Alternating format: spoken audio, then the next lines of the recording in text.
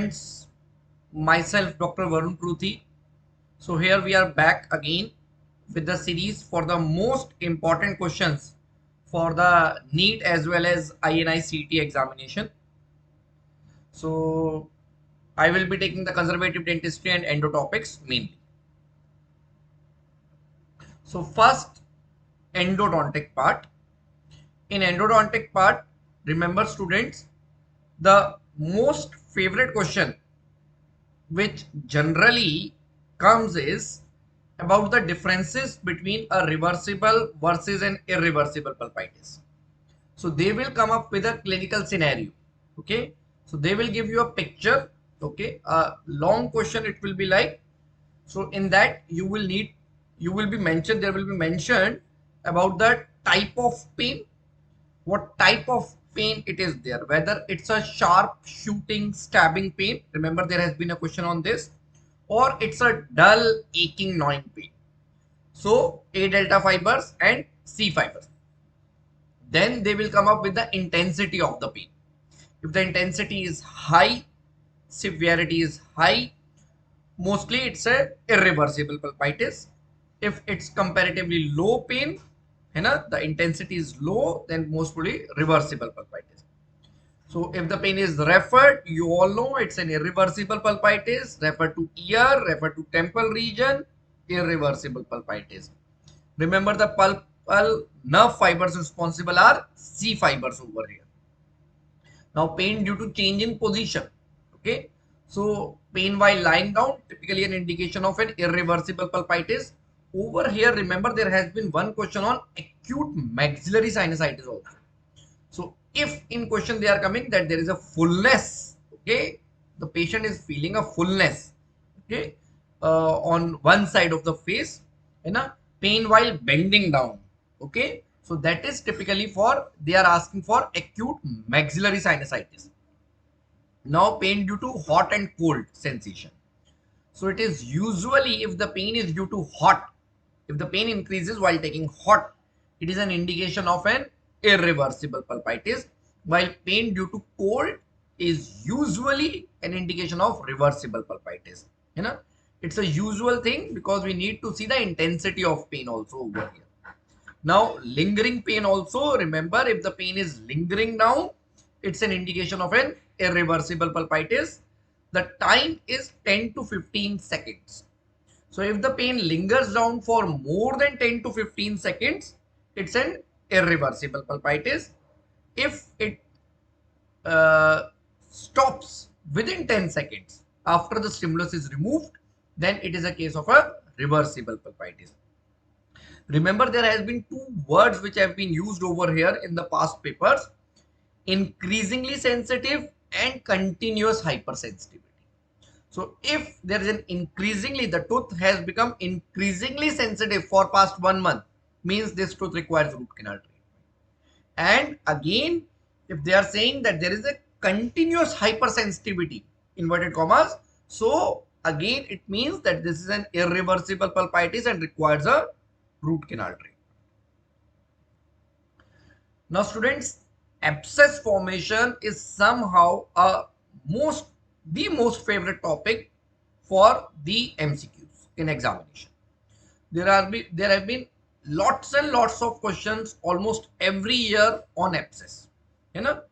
So remember, first thing, if it's a localized fluctuant swelling, means the pus has formed. So you need to establish drainage. So the answer will be established drainage, no antibiotics over there. Incision and drainage might also be there in the option, or established endodontic drainage. Through the excess cavity, you are establishing drainage, remember. Now remember over here, there can be a differentiating MCQ in which they are differentiating it between, the comparison is between acute periodontal abscess versus acute alveolar abscess. So remember the most important thing you need to check is for the vitality of the pulp. So in acute alveolar abscess, pulp will be non-vital, while in acute periodontal abscess, it will be vital. Also, then the important thing is whether the abscess is directly at the root apex, acute apical abscess, or it is present laterally somewhere in the middle third or cervical third of the root, then acute periodontal abscess. Generalized periodontal condition will also be important over here. Now remember phoenix sepsis. It's very important because it's such a catchy word. So phoenix sepsis, remember, it's a acute exacerbation which is superimposed on a chronic disease, chronic periradicular disease. So what are the triggering factors over here? In phoenix sepsis, most common triggering factor is the iatrogeny. The root canal treatment, you have started the root canal treatment, is the most important trigger.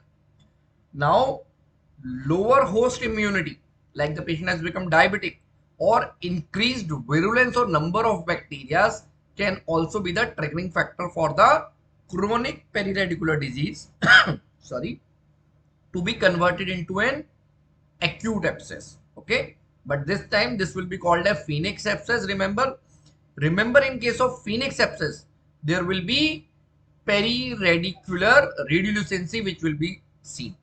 Okay, acute abscess will not show you any periapical radiolucency. Periapical radiolucency is only a feature of chronic diseases. Remember, so periapical area of rarefaction as well as sinus, both are related to chronic diseases, chronic lesions. Remember, sinus is again important. Sinus requires no special treatment. Repeated MCQ. Sinus is usually lined by a granulation tissue, and only you need to do is do a good root canal treatment and sinus will heal on itself. If sinus is present, go with GP tracing. GP tracing will help you in sinus tracing or GP tracing. It will help you in identifying the culprit tooth. Okay. Remember, with abscess, the irrigating solution of choice will be NaOCl, and which solution should not be used is H2O2, hydrogen peroxide. Okay, may cause emphysema at times. Now, this is also one question. Remember, open dressing principle is out. So, even if the pus is oozing out, make the patient sit in the OPD for 1 hour, for 30 minutes, 1 hour. Let the complete pus drain, but never give open dressing. Whenever you are sending the patient, send him with the closed dressing. Now the next topic which is important is the fish concept. Okay, remember, this image is directly from the Grossman. So remember the central most zone. Okay, over here they have given the root canal, the infected root canal, the central most zone as the zone of infection. Okay, then zone of contamination, zone of irritation, and the most peripheral will be zone of stimulation. So the most important thing is that they may ask you from the central most to the peripheral.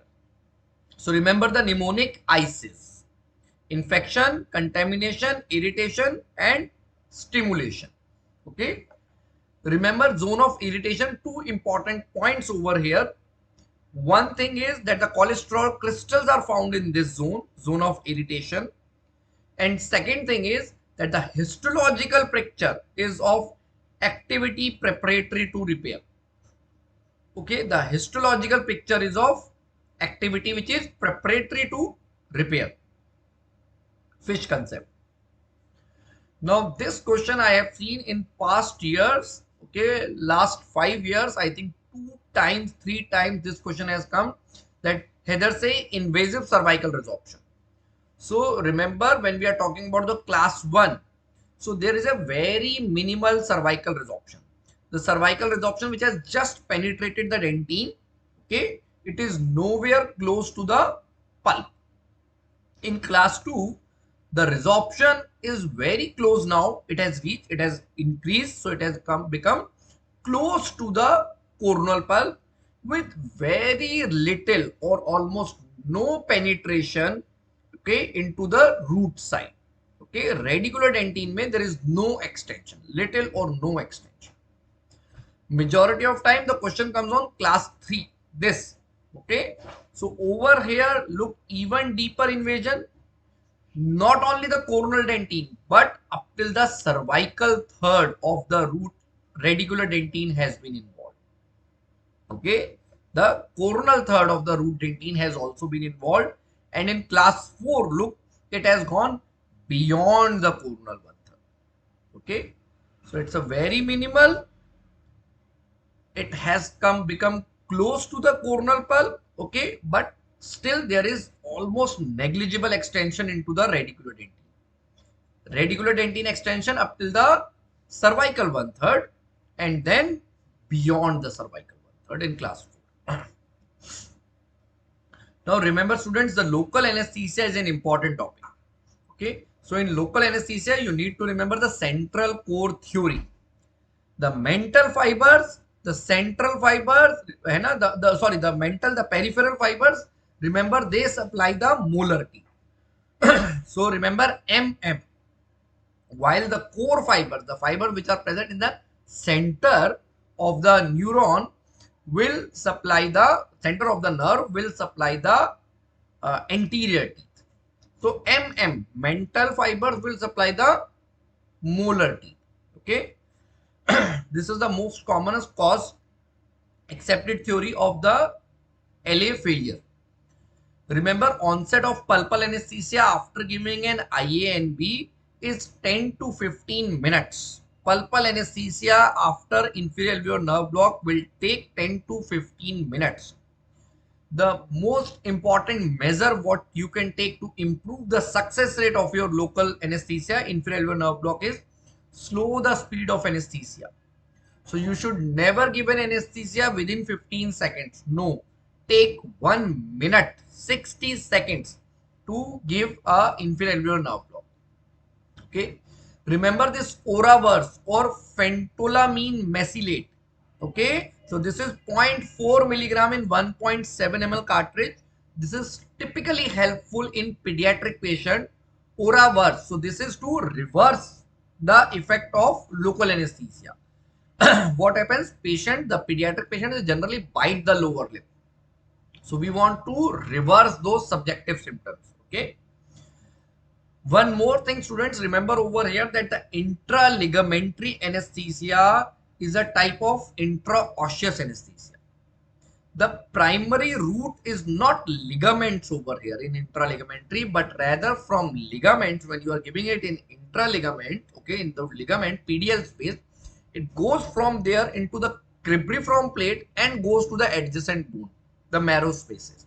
So it diffuses from the cribriform plate to the marrow spaces. So actually it is a type of a intraosseous anesthesia, not a pressure anesthesia. Intraligamentary means it's not like that if you are using a saline it will be effective. No. Intrapulpal is a type of a pressure anesthesia. Whether you are using LA or whether you are using saline, both will be effective. So it's only a pressure anesthesia, intrapulpal. But over here you have to use local anesthesia. Remember, in intrapulpal also, due to the adrenaline effect, we still are using LA only. Sterile bhi hota hai and we are using LA only still in intrapulpal. But intrapulpal may, even if we are using normal saline, it will be effective, but not over here in intraligamentary. Now students, apex locator is one more important topic. So remember over here, this A is known as apical constriction, the minor apical diameter, and B is known as apical foramen, the major apical diameter. So there was a Cutler study this. So ideally the distance between B and A, apical foramen to apical constriction, is 0.5 millimeter on an average. Okay. So remember, this apex, if you are seeing it on the root, will be known as radiographic apex, while this will be known as anatomic apex. This area will be known as anatomic apex, while if we are seeing this root tip on the X-ray, this will be the radiographic apex. Okay, one thing. Then remember, our root canal procedures ideally should terminate at the CDJ, cemento-dentinal junction. But this is a histological landmark, so that is why we are taking apical constriction, this A point, as the area where our root canal procedure should terminate. Now, you all know the classification that the class 1 or the first generation apex locator are the resistance based apex locator, then impedance based, then comparative impedance based, then frequency ratio based. Now over here you need to also remember the Ingalls method, and in Ingalls method, remember two terms are important: safety allowance and safety factor. So we are subtracting 1 millimeter both the times. So A comes first alphabetically. So safety allowance. So this is the first time what we are subtracting 1 millimeter. So first time we subtract 1 millimeter because of the possible image distortion. Okay, image elongation and all. So we are subtracting 1 millimeter, that is safety allowance. Now what is safety factor? So safety factor final may we are subtracting 1 millimeter. Why we are subtracting 1 millimeter? Because if you remember the diagram where we were at 23.5, which is a classical diagram given in Ingalls, which I discussed also in the live lecture. So when the instrument was at the radiographic apex, but we do not terminate at the radiographic apex, but rather 1 millimeter short of the radiographic apex. So that 1 millimeter which we are subtracting for the final adjustment at apical constriction is safety factor. Okay, so F come later alphabetically. So जो बाद में हम 1 millimeter we are subtracting. Okay, later that 1 millimeter thing which we are subtracting is safety factor, because students they generally get confused. Now this is a Wien's formula for the working line determination. So remember, if there is no bone resorption, no root resorption, subtract 1 millimeter. Now remember students that the bone resorption is common, but root resorption is very rare. So if there is bone resorption present, yes, no root resorption, 1.5 millimeter subtract. And if there are both bone as well as root resorption, subtract 2 millimeter from the radiographic apex. Now students, in the last year NEET, there were I think 3 questions on Ellis and Davis classification. Okay, and I was very happy because I discussed this thing with mnemonic in the class, and students were like कि sir ये तो आपके mnemonic से solve हो गया. Okay, because students they generally get confused in this Ellis and Davis classification. So look, how can you remember this? First thing, students know that there are 9 types in Ellis and Davis classification. They remember up till 3rd number also. So in Ellis class 1 fracture, it's enamel only, enamel and dentine, enamel, dentine and pulp involvement. After this, they get confused. Okay, so remember, enamel, Ellis class 2, enamel plus dentine, Ellis class 3, enamel plus dentine plus pulp involvement. Now, what will happen after the pulp has been involved? Pulp will become non-vital.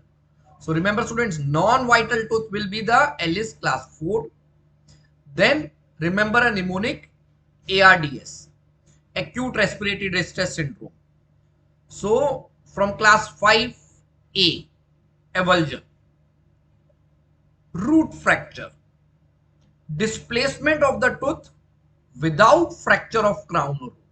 Okay, so over here, remember students, class 4 and class 6. So class 4, if it has become non-vital with or without crown loss, it will be Ellis class 4. Root fracture with or without crown loss. So root fracture over here, it will be Ellis class 6.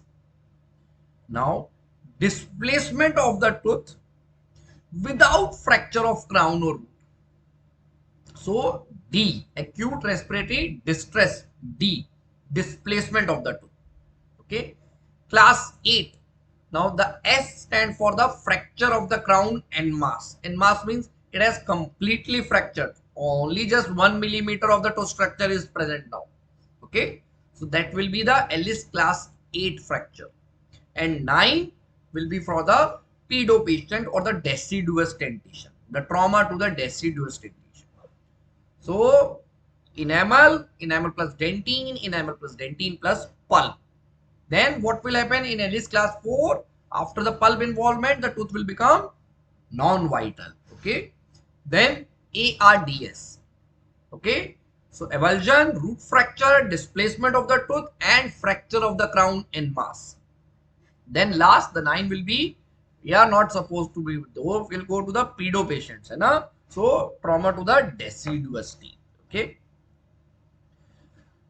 Now in endodontic surgeries, the flaps are important. So remember, there has been a question that the semilunar flap, the submarginal curved or semilunar flap, that half moon shaped flap, is the least preferable flap in endodontic surgeries. Okay. Poor access, plus it may lead to scarring also. So least accepted flap, MCQ has come. Now, what are the indication for Otsen-Bean Lubke flap or Lubke-Otsen-Bean flap? Remember, they may give you as submarginal free-form scalloped flap also. Otsen-Bean Lubke word you will remember, but submarginal scalloped, okay, free-form scalloped flap will be Otsen-Bean Lubke flap again. So the reason is aesthetics. If there are crowns in the interior, you do not want any gingival recession, then you give this Otsen-Bean Lubke flap. Now remember, the round burr is preferable for the osteotomy. MCQ has come on this topic also. Okay, cutting is better. The coolant effect is good. Okay, so the coolant it can easily reach. Then the bone formation. Remember, the bone formation, it starts, okay, at 6th day after the surgery, and average time it takes 16 weeks for the bone formation to be completed, almost around 4 months. Cementogenesis 10th to 12th day after the root end resection. Remember, after the root end resection, the ideal healing is cementum deposition at the apex. Okay, this is also a repeated question.